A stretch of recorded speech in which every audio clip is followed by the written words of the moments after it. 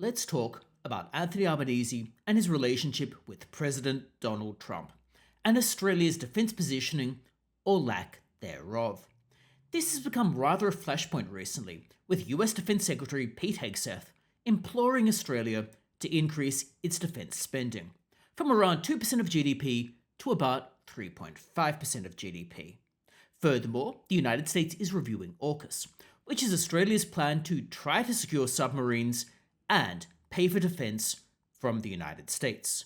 Not only that, Australia's relationship with Israel, for example, has significantly worsened.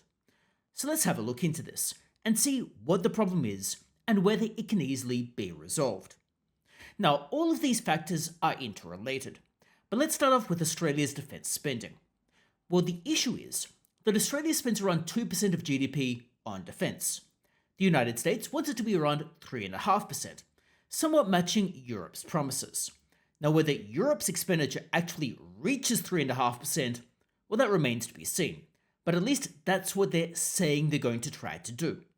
The United States is not exactly pleased with Australia's expenditure, and the US has a bit of a point, but with some caveats.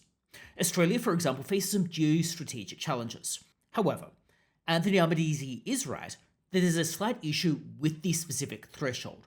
Why is it the spending needs to be 3.5%, not 3.25% or 3.75%? Furthermore, spending more money is not necessarily better. Rather, the focus should be on outcomes, not just expenditure. For example, the military can spend tons of money ensuring their ration packs are gender neutral. But that hardly improves defence capability. Rather, it's simply symbolic and it's simply posturing without making a real difference to what actually matters. And this is why just spending money willy-nilly is not really that beneficial. Rather, we should look at what the outcome is. The advantage, by contrast, of such a hardline threshold is it does ironically force the government to actually improve and focus on its spending. So to see how this works, consider GDP, or gross domestic product. It's supposed to be a measure of the size of the economy. But in reality, the measure has significant flaws. GDP increases with spending, and in particular if the government spends more and more money, GDP looks much higher. This creates a perverse incentive. If the government spends more money, GDP looks higher and then the government looks better. But it basically just incentivizes the government to tax people more or to borrow more money and then spend more money, and because election cycles are short term, all of the ramifications of this won't catch up with the government. I.e., if the current government goes and taxes a lot of money, then people leave in a few years' time, well, that's for the next government to worry about. Therefore, the government can play this cynical game of just making GDP look better. This is what Anthony Albanese has been doing. GDP per capita has been falling, and it's fallen for the last 8 of 9 periods. However, Australia's headline GDP looks passable because of government spending. And this means that if you have to spend a percentage of GDP on defence, well, it basically means the government needs to find money to spend on defence if it is going to pump up GDP through spending in other areas. This imposes a bit of a constraint on government spending, because they won't immediately be able to go out and just raise tax revenue that often, at least usually, requires quite a bit more work, particularly when the government doesn't control the House and the Senate, although I will grant that at the moment Anthony Albanese effectively does, but in most circumstances they won't. Therefore, forcing military expenditure to be a percentage of GDP might ironically put some control on broader spending and stop politicians from cynically spending more money to make GDP figures look better. The United States, to be clear, does have a bit of a point about military spending. 2% of GDP might be well short of what is necessary even if you spend the money efficiently.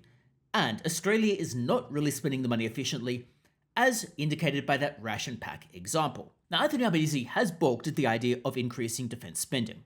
What you should do in defence is decide what you need, your capability, and then provide for it.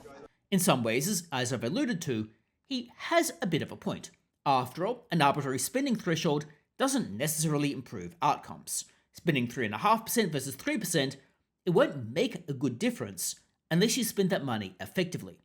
However, like I've indicated, Australia's defence spending is relatively low, And Australia spends vastly more on things like NDIS, which is growing at 3 times the rate of the economy, which is completely unsustainable. Furthermore, Australia has extremely high tax rates on both income and capital gains, relative even to places like New Zealand. Australia's capital gains tax rate is up to 47.5%, which is insane when New Zealand's is literally 0%. Think on that. New Zealand, often seen as a progressive country, has lower income and capital gains tax rates than Australia. Australia needs to get its house in order to compete with any of these other countries, and therefore when it's going out and spending more money on defence, it can't get this from higher taxes because they are already far too high. Rather, it needs to come from cutting spending elsewhere, which is hardly a vote winner, which puts the government and both the opposition in a bit of a bind. Now, the issue with defence spending also dovetails into AUKUS. AUKUS is a slightly complex plan whereby Australia attempts to obtain submarines from the United States. It has critics, including people like Malcolm Turnbull. And if the United States is going to manufacture submarines for Australia, that's only going to occur if the US has spare capacity and doesn't actually need those submarines, which means Australia might never actually receive submarines from the US. However, part of the point behind AUKUS is not just receiving submarines, but is to encourage US presence within Australia, encourage the US to actually engage its submarines within Australia by increasing the defence footprint here, and effectively to pay off the United States for protection. Think of it as being kind of akin to protection money. The issue, of course, with protection money is the US can just raise the price. It's kind of similar to if we were in the case where the NBN had a government monopoly and were not disrupted by things like TPG's fibre to the building or by Starlink. The NBN could unilaterally raise prices, and you could either accept it or be stuck without internet. That's somewhat the position Australia finds itself in. The US could increase the subscription price of things like AUKUS, and there's nothing Australia can really do about it, without having its own defence manufacturing capability of some kind, which it really doesn't have, at least not at scale. And Australia's relatively low defence spending has partially exacerbated the US's review into AUKUS. President Trump, like I've indicated, has initiated a review into AUKUS. Now this, of course, is not per se unusual. After all, he's the incoming president, and often they will engage in a form of review. However, what makes this particularly poignant is it coincides with the US expressing concerns over our defence spending, which makes the review into AUKUS much more pressing than it might otherwise been with a more mundane review when a government simply comes into power, and suggests a potential less positive outcome unless Australia at least says the right things. And Albo has handled the position poorly. Now, we can debate about whether the US comments over spending require some calibration. However, Albo has not handled the comments well at all. When a powerful partner, who can basically just walk away from the agreement, which the US can do, signals its displeasure, you kind of have to handle that diplomatically. You can't just shoot back and say, well, your concerns are unjustified and unwarranted and we're going to ignore them, even if that's what you genuinely believe. Rather, you need to actually respond to those and at least signal you're hearing what the concerns are. Albo didn't do that. He simply fired back saying that expenditure is a sovereign matter. Now, Albo is technically correct, but he ignored the crux of the US concerns. The US accepts that Australia can spend what it likes, but also the US is under no obligation to help Australia or to spend any money on Australia's defence. And if Australia takes the US for granted, the US can simply just walk away. Or to phrase it another way, Albo, and by proxy Australia, is acting rather entitled, which perhaps is rather aptly might be akin to many of the core progressive voters, who appear to be incredibly self-entitled, and this appears to be filtering through into how Albo carries himself in relation to the United States. He appears to view President Trump with disdain and contempt, and is treating him as such. But Albo seems to forget that President Trump is the one who actually has the power here. The United States has the power about whether or not to renew AUKUS or whether to walk away. This isn't a situation where Albo can just talk down to people within Australia. Rather, he's trying to talk down to someone like President Trump, who is the one who actually has the bargaining power. Albo needs to really think about how he's actually communicating, because President Trump is going to feel annoyed, much like many Australians are, when confronting Albo and the Labour Party. The defence situation also manifests in other areas, for example, in relation to Israel. Now, Israel is a polarising topic. My present position is somewhat akin to that of the United Arab Emirates or Saudi Arabia. I view Hamas as a complete pain, and they are obviously something that needs to be dealt with. However, Israel has also been incredibly heavy-handed, and I would just rather get on with life and not engage in internecine wars. Regardless, Israel is not happy with how Australia has handled the relationship between the two countries, and an article in the Times of Israel summarises some of the core concerns that Australia faces, not just with Israel, but with some other countries as well. And the article nicely summarises the position Australia's defence posturing faces at the moment. To this end, Shannon Cummings wrote in the Times of Israel in an article entitled Australia, a liability disguised as an ally. In recent months, Australia has engaged in the sort of foreign policy that would make a mid-tier EU bureaucrat blush. It sanctions Israeli officials while Hamas digs tunnels under kindergartens. It lectures Jerusalem on restraint, while Iran perfects its centrifuges. And it boasts of resettling Palestinians in numbers that suggest some bizarre form of moral reparations, as though absorbing a population steeped in Hamas propaganda were a substitute for strategic clarity.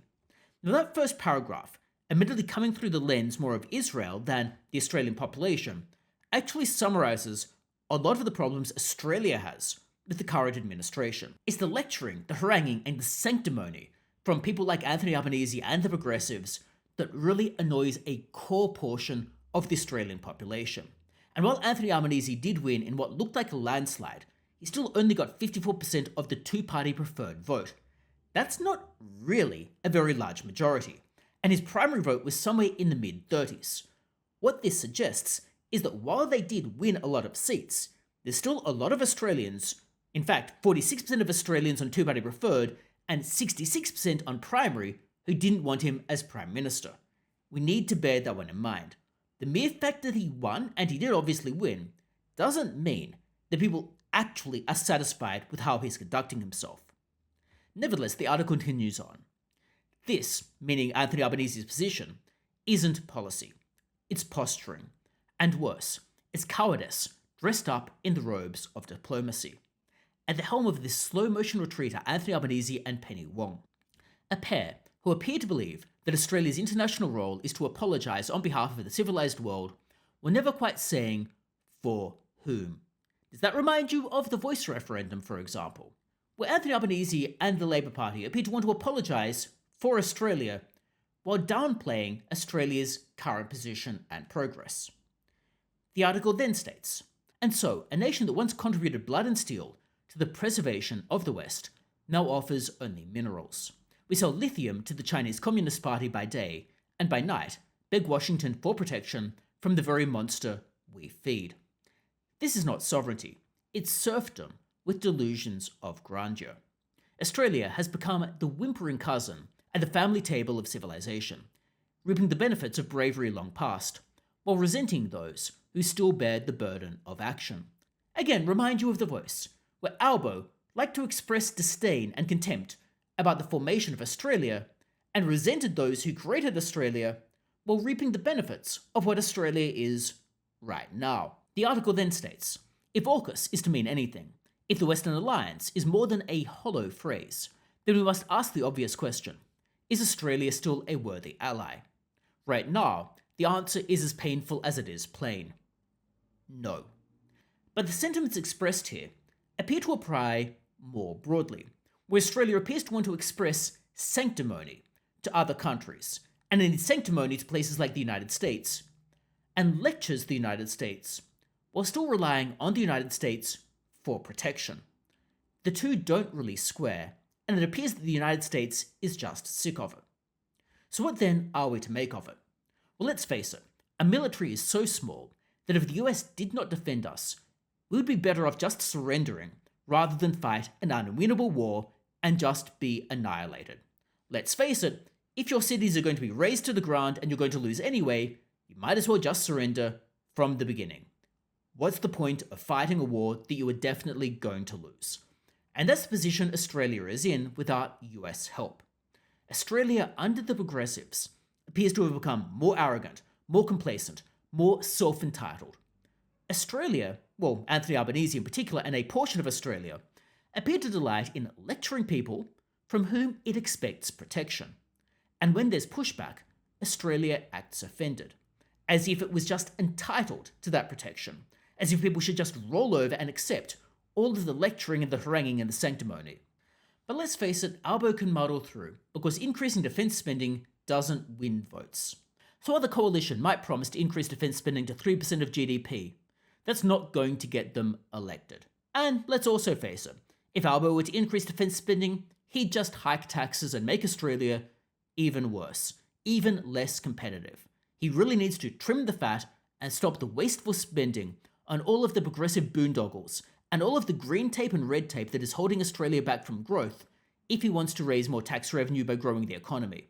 But instead, they're just piling on more and more and more regulation. Albo likes to talk about a productivity roundtable, but productivity isn't going to improve all the time when they shovel on more and more regulation, red tape, and green tape onto businesses, making it even harder to start and continue operations. So I'm not confident there is going to be a resolution, but you can let me know your thoughts about it in the comments below.